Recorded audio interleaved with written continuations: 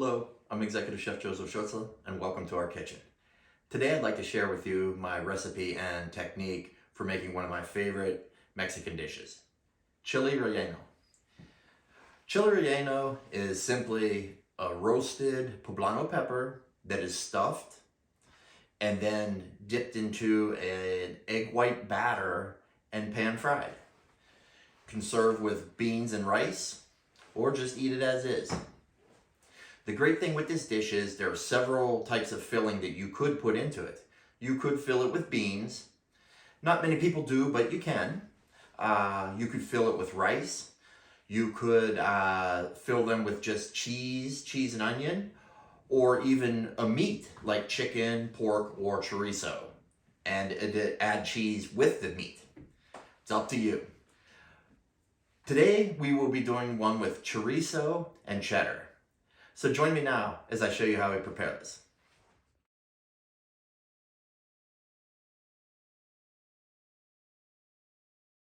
So I have a little saucepan over medium-high heat. Add a little oil, and I'll start to sweat my garlic, onions, and serrano pepper. Now what I like to do is add some dry oregano and some of my Tex-Mex rub. Most recipes don't have any seasoning at all to it. They keep it kind of plain, but I like to just, add a little more flavor. Now we will add our tomatoes. And now we will just cook this and simmer until the liquid cooks off of it. While the chilies are broiling and the sauce is cooking, let's go ahead and cook our chorizo. So I have a pan preheating over medium heat. Let's go ahead and sweat our onions and garlic. Well, now that our onions and garlic have sweat for a little bit, let's go ahead and add our chorizo. Now you could use regular ground sausage. You could use, chicken or even pork, carnitas or something. So we will cook this until it's cooked completely, breaking it up into small pieces. And once it's cooked, remove from this and strain away any excess fat and allow this to cool to room temperature. Well, here we are. Our chorizo is almost there. And a little trick to do is add either a little bit of water or stock when you're cooking this at ground meats. Like, for instance, for taco meat, if you add that liquid to it, it's easier to bust this up into smaller pieces. Otherwise, they stay clumpy in larger pieces and it's harder to work with. So now that we're done, we will go ahead and drain off this excess fat and allow this to cool to room temperature. And we will check on our poblanos. Okay, now from the oven, let's transfer to a bowl. We will then cover the bowl with either plastic wrap or another bowl and allow these to steam to loosen up the skins. 10 to 15 minutes, they'll be ready to peel. Well, here we are with our sauce. I'm liking the consistency and the ratio right now from liquid to solid. So what I want to do is add a little cilantro, check the seasonings for salt and pepper, and once the seasonings are adequate, we will then puree this to a smooth sauce using either a blender or an immersion blender. Well, here we are after roasting the peppers, and notice how that the skins have popped. So let's just go ahead and start clearing away the skin. It helps to, use a paper towel and it helps you get a little better grip on it. And just swipe it gently away. And trying not to break up the pepper.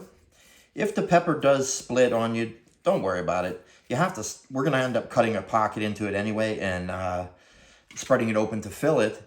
And when we dip it into the batter, it's actually going to help kind of encase it anyway, so it will be protected.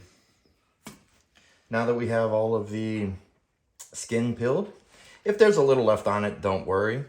Hey, you noticed how firm the peppers still are? That's because when you broil these, you want to make the process as fast as possible. because if you don't and you overcook the pepper, it will get really soft, really mushy, and break apart on you. And then stuffing it is almost impossible. So now what we will do is we will take a paring knife. Let's make an incision about 1 inch down from the top. And go ahead and, it's left-handed, and gently cut through the one side. Be careful not to cut through the back side of it. So when you cut this open, we make this little pocket like here. We're now going to scrape out the seeds and a little of this inside here. Okay. You can also run it under a little bit of water to help flush it out, and that will help, you know, clean it out better. And now repeat with the remaining peppers.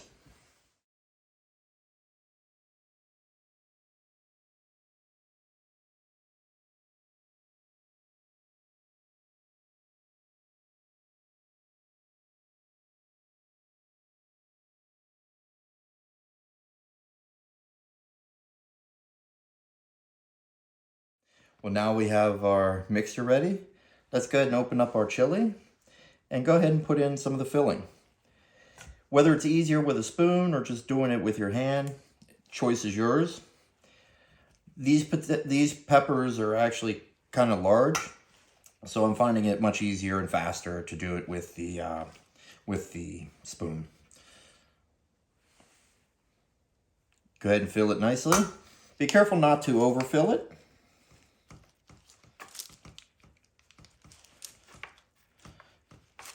Then repeat this with the remaining peppers.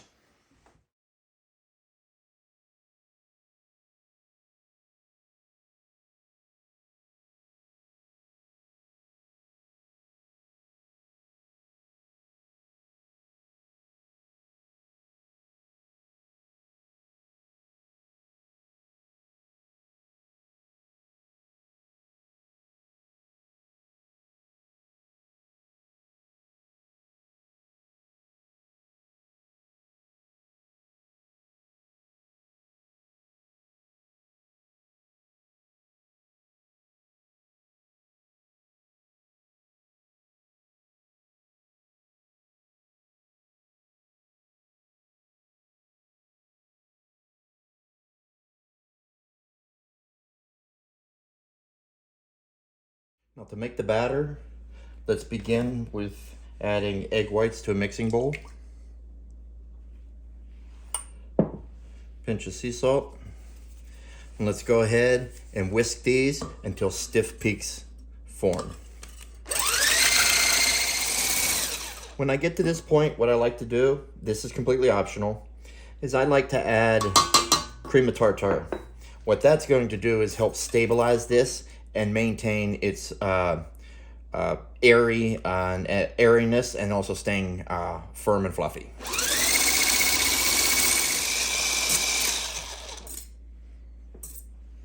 Stiff peaks. At this point, I will now add my beaten egg yolks. The egg yolks are going to help give it a little nicer golden color, but I add them in stages.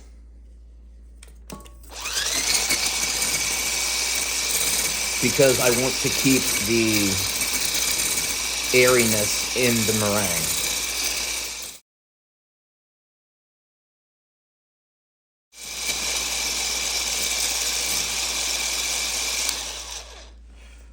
Well, there we are. We have our batter for the Chile Rellenos. Now we are ready to batter and fry them.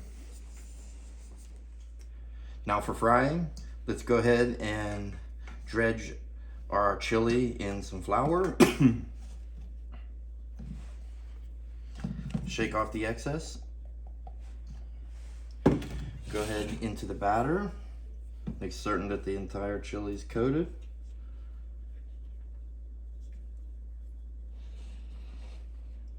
Let some of the excess off. And into the oil.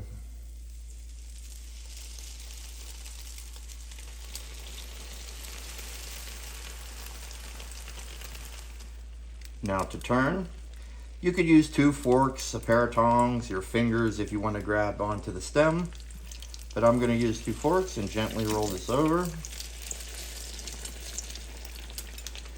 and continue to cook until we get golden brown on the other side. Well, now that it's browned on the other side, let's go ahead and remove it and transfer it to a sheet pan lined with some paper towels to absorb the excess fat.